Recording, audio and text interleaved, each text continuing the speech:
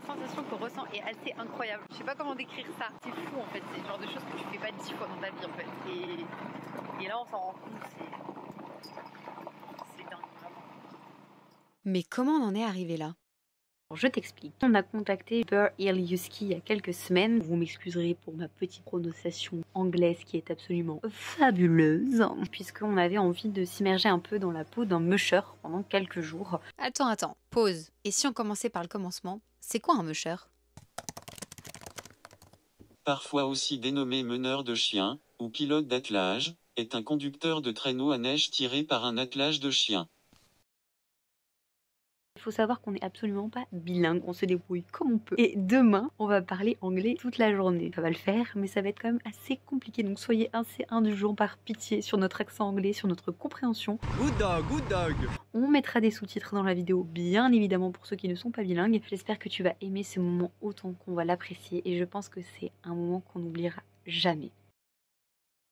Alors ça y est, nous voilà arrivés à Bear Hill Husky. On est là pour 2 jours avec l'équipe du Chenil pour découvrir le métier de musher. On vient juste de garer le van et on est devant notre logement pour la nuit. Et on est un petit peu surexcité parce que c'est très très beau. Et puis demain, à partir de 6 h, on commence notre journée dans la peau d'un musher pour découvrir du coup ce métier. C'est parti, on va découvrir ça ensemble. En plus, on a de la chance parce qu'aujourd'hui, on a un temps absolument magnifique. Et je pense qu'on va pouvoir profiter d'un petit élément très sympa qu'il y a par ici. On a un peu hâte quand même. On file à l'intérieur. Oh.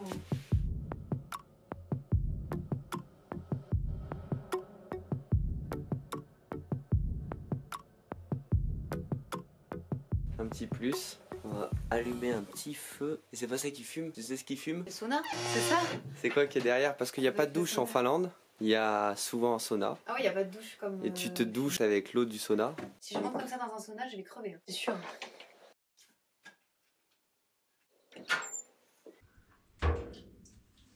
Elle est chaude? Elle est bouillante. Allons voir cette terrasse absolument merveilleuse. Ce truc là, anti-mouche, c'est absolument insupportable pour Mathis. Il déteste ça. Oh là là là là. Ah, la terrasse elle est dingue. Ah bah oui, non mais clairement. Hein. Bon, après cette magnifique visite, je te propose qu'on laisse faire un petit jacuzzi.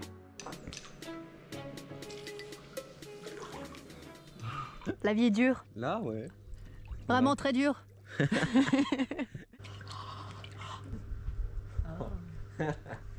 Avant de profiter de ce magnifique jacuzzi et des sûrement peut-être aurores, hein, c'est jamais sûr cette histoire, on va manger au coin du feu et on va se faire un truc assez simple, gnocchi, jambon, fromage. Et oui, il n'y a rien de mieux dans la vie que les choses simples. Et ça c'est merveilleux. Voilà, je suis en train de me faire un kiff de ouf, c'est-à-dire que je sors plein de petits bols pour faire une petite présentation. Or, c'est le genre de choses que tu ne fais jamais en van puisque tu as la flemme de tout laver et que ton eau est comptée. Donc là, je me suis dit, bah, ce serait sympa d'avoir 2 petits bols comme ça. C'est le bazar. On n'a plus l'habitude d'avoir des grands espaces. Et dans le van, on range toujours tout. Et là, du coup, bah, on a de l'espace. Alors, on s'étale et c'est n'importe quoi. Il y a des aurores. Ah ouais, il y a des aurores, mais malheureusement, si on filme avec la GoPro, on voit rien. Qu'est-ce qu'on est bien.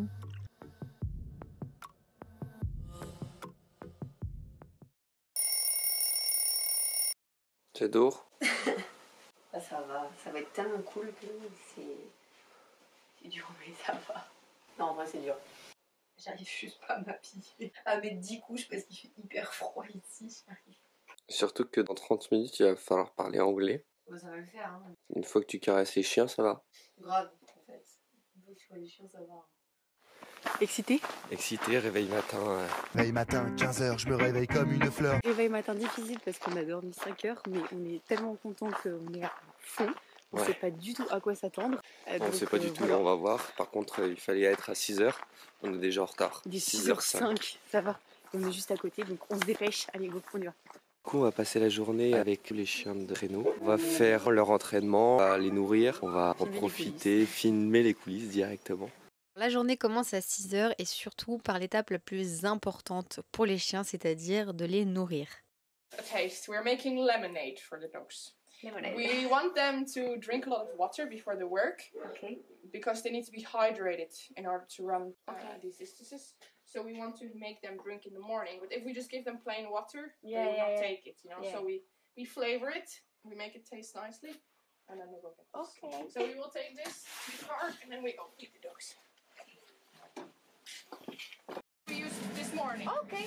Okay. And we have some bones for the dogs. Okay. For their teeth. Yeah, To clean the teeth. Ah, il y a du Ok. poisson aussi. Ça va, il y a de fish. Un fish. Yes, more fish. Et c'est froid. It's very cold. Yes. Oh, il fait chaud dehors. Sometimes in winter time. Ce qu'elle essayait de nous expliquer avant que la caméra coupe, c'est qu'en hiver, il fait plus froid à l'extérieur que dans le frigo, sachant qu'il fait déjà moins 19 dans ce frigo. C'est un peu pour te dire comme il fait vraiment froid ici en Laponie.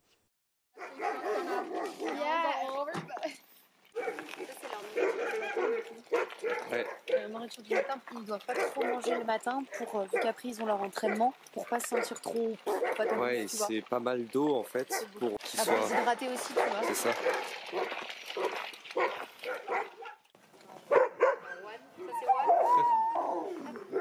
Chaque chien a le droit à une grosse cuillère à soupe de limonade chaque matin.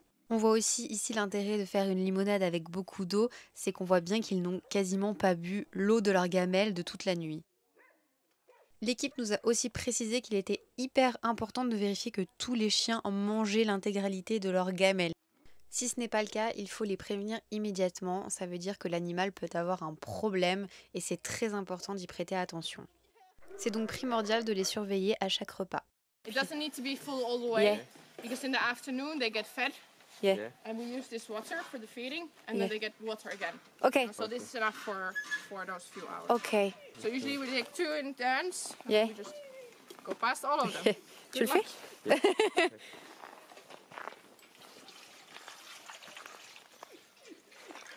Ils sont moins équipés. Hein. Ah bah l'eau, ça les fait moins kiffer, hein, c'est sûr. Hein. Maintenant, après leur avoir bien à manger, on va faire un petit nettoyage des cages avant de les amener s'entraîner. Et ils sont super sages maintenant, ils ont bouffé, donc ils ne crient plus, ils dorment. And when you go in, Alors là, c'est l'heure de nettoyer push the les dogs enclos des chiens. because you don't want them to pass you. 'Cause then they Et escape justement, elle and we explique have qu'il to faut fetch faire them. attention à bien se mettre de dos, puisque s'ils sautent au moins, ils nous font pas mal. Comme pour la nourriture, lorsqu'on ramasse des excréments dans les cages, il est important de vérifier qu'il n'y ait pas un problème, un petit cacamou par exemple ou des choses comme ça. C'est comme la nourriture, s'il y a quelque chose comme ça, il faut prévenir l'équipe, c'est parce qu'il peut y avoir un problème. Ils sortent pas, regarde. Là, ils sont en train de préparer les traîneaux d'été, entre guillemets. En dessous de 15 degrés, ils commencent à les entraîner pour l'hiver. Donc là, il va y en avoir 1, 2, 3, 4, 5, 6, 7, 8, 8 chiens. Et à notre grande surprise, ils nous ont annoncé qu'on allait partir avec eux faire du chien de traîneau. One person will be sitting inside the seat. When you are driving dogs, there are 3 very important rules. And the first one is that you never, ever, ever let go of the handlebar. Ok, So you always hold on to this. ok, I don't care if you're being dragged like this. Hold on. ok. Because if there's no one steering the cart, the dogs they can run Yeah. wherever they want and they can get hit by this cart and that's very dangerous for their health. So please always hold on. Second rule is to use the brakes, Ok. but we only brake when necessary. Et enfin, la troisième règle, c'est de ne surtout pas pousser les chiens, c'est-à-dire ne pas les forcer à avancer plus vite. On doit seulement les encourager et ne pas leur mettre une pression pour qu'ils aillent de plus en plus vite. Can be a little bit shy. Je crois que les chiens sont contents de partir en trail. Regarde, ils sont trop contents.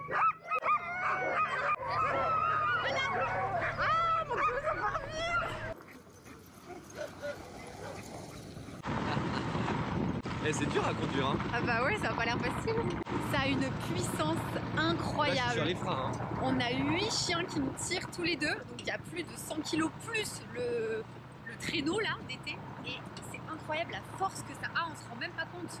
Et là, Qu'est-ce j'ai qu'ils les sont mains contents. sur les freins. Ils sont trop contents. Ouais, c'est trop content, c'est ouf.